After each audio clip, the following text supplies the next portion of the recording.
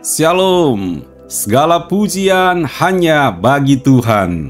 Kasih-Nya yang besar nyata dalam hidup kita. Saya percaya kita masih ada hari ini karena kebaikan Tuhan, karena pemeliharaan Tuhan, karena janji Tuhan yang besar di dalam hidup kita. Ayo, tetap berharap kepada Tuhan. Segala kebaikan Tuhan disediakan untuk kita, orang-orang yang mengasihi Tuhan. Puji Tuhan. Kembali Anda mengikuti Renungan Malam Dekat Tuhan yang akan memberkati Anda hari ini.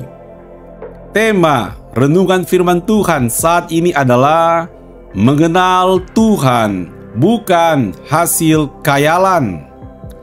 Sebelum kita merenungkan firman Tuhan, mari kita berdoa. Bapa Surgawi, terima kasih untuk segala kebaikan-Mu di dalam kehidupan kami. Saat ini kami mau mendengarkan firman-Mu. Urapi kami ya Tuhan untuk memahami isi hati dan kehendak-Mu. Dalam nama Tuhan Yesus kami berdoa. Haleluya. Amin. Ayat firman Tuhan hari ini dari Kolose 1 ayat 19. Karena seluruh kepenuhan Allah berkenan diam di dalam Dia, dan oleh Dialah Ia memperdamaikan segala sesuatu dengan dirinya, baik yang ada di bumi maupun yang ada di sorga, sesudah Ia mengadakan pendamaian oleh darah salib Kristus. Melalui firman Tuhan ini, kita diajarkan bahwa kita mengenal Tuhan bukan hasil menghayal.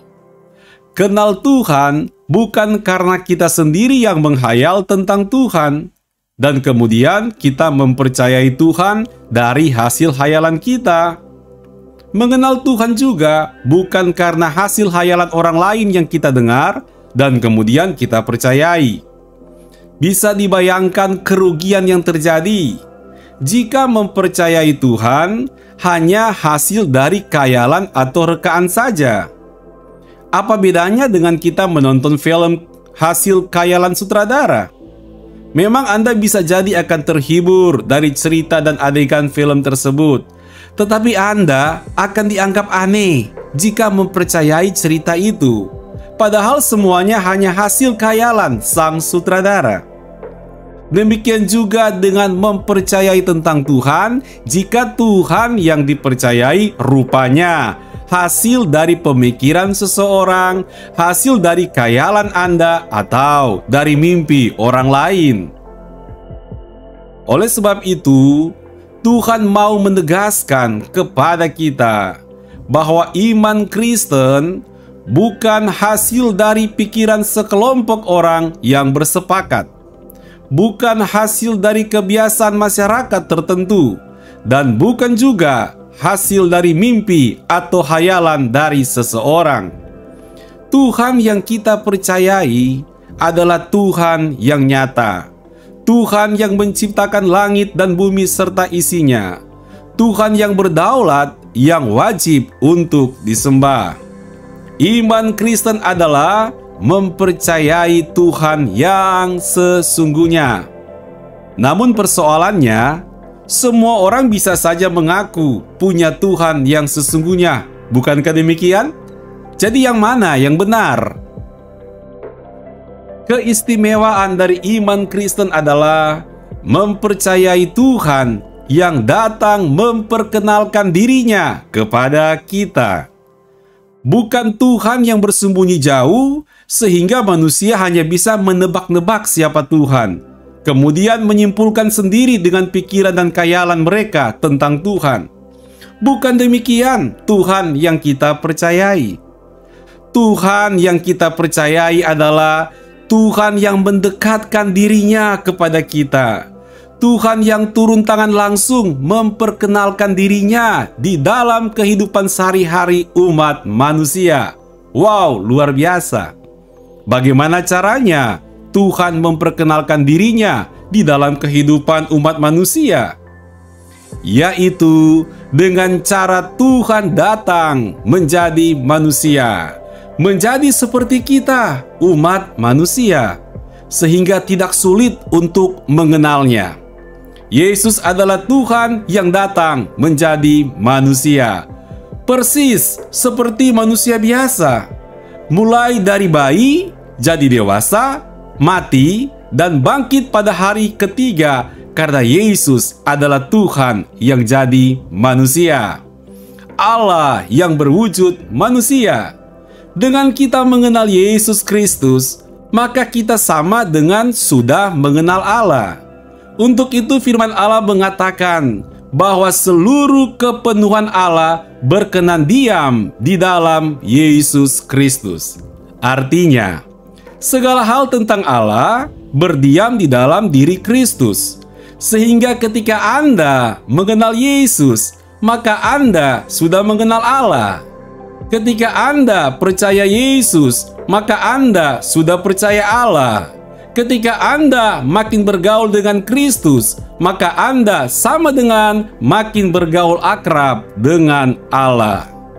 Jadi, tidak ada kesulitan untuk mengenal Tuhan, karena Tuhan mau berwujud sebagai manusia, yaitu Yesus Kristus. Adalah suatu kerugian kalau tidak mempercayai dengan sungguh-sungguh kepada Yesus Kristus. Apalagi kita tahu alasan utama Allah mau menjadi manusia, yaitu untuk mati di kayu salib karena dosa-dosa kita. Semua dosa kita sudah ditanggung Yesus di kayu salib. Kristus bangkit dari antara orang mati karena Dia adalah Allah, bangkit untuk menyediakan keselamatan kepada kita. Jadi, Tuhan bukanlah sebuah ide seseorang, tetapi Tuhan yang kita sembah adalah Tuhan yang memperkenalkan dirinya dengan menjadi manusia, yaitu Yesus Kristus. Tidaklah sia-sia kita menyembah Tuhan yang hidup, bukan Tuhan khayalan, bukan Tuhan hasil mimpi, bukan juga Tuhan hasil ide pikiran yang disepakati sekelompok orang, tapi betul-betul Tuhan yang berwujud menjadi manusia yang kita kenal sebagai Tuhan Yesus Kristus. Mari kita berdoa. Bapa Surgawi, kami bersyukur atas firman-Mu. Terima kasih ya Tuhan Yesus, karena Engkau mau datang memperkenalkan pribadi-Mu yang luhur dan mulia di hati kami, sehingga kami dapat menyembah-Mu siang dan malam. Kami rindu untuk makin dan makin mengenal-Mu ya Tuhan. Terima kasih ya Tuhan, dan Bapa Surgawi, berkati juga kami saat ini ketika kami akan beristirahat. Kami rindu berkat dan perlindungan-Mu senantiasa menemani kehidupan kami. Dalam nama Tuhan Yesus kami berdoa. Haleluya. Amin. Puji Tuhan. Terima kasih karena Anda telah mengikuti renungan malam dekat Tuhan. Anda dapat menjadi berkat juga dengan membagikan link renungan ini kepada orang lain. Selamat beristirahat dalam berkat Tuhan. Sampai berjumpa kembali besok malam. Shalom.